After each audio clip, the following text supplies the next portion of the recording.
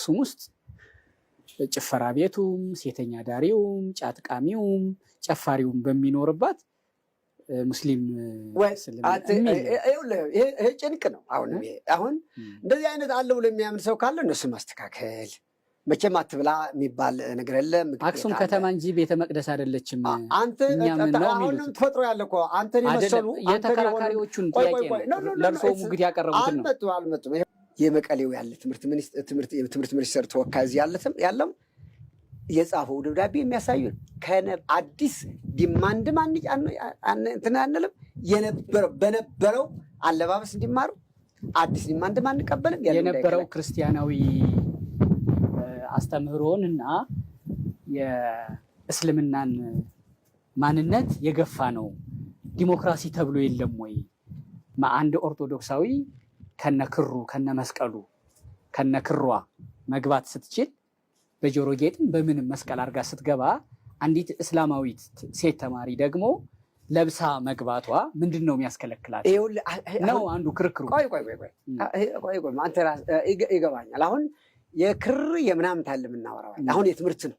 በትምህርት ዓለምም ካየው ኦርቶዶክስነት ይዞ የሚሄድ ነገር ጠምጥሞ አዴት መጽሐፍ ቅዱስ እኮ ከእስልምና ይልቅ እኮ መጽሐፍ ቅዱስ እኮ ነው ቀድሞ የተጻፈው።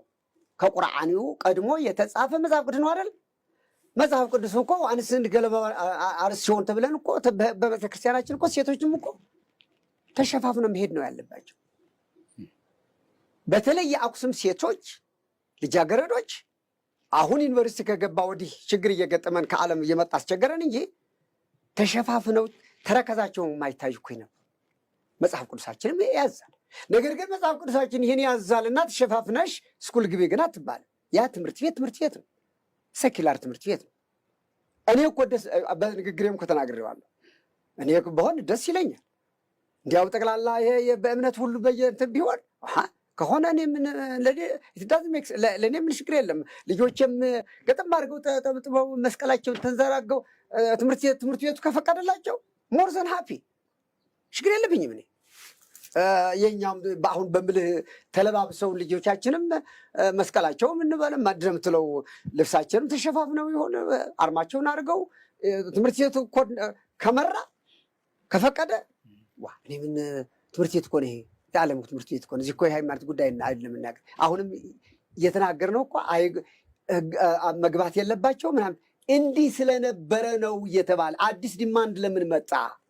ህዝቡ ለምን አይጠየቅም? ካስፈለገ እኳ ተነጋግረው ከአክሱም አባቶችና ህዝብ ጋር ራሳቸው አብረው የወሰኑት ውሳኔ አብረው ነው መሻር ያለባቸው። መሻር ካለባቸው መወያየት ያለባቸው ወይም ሁላቸውም ልበሱ ብሎ መወሰን ነው።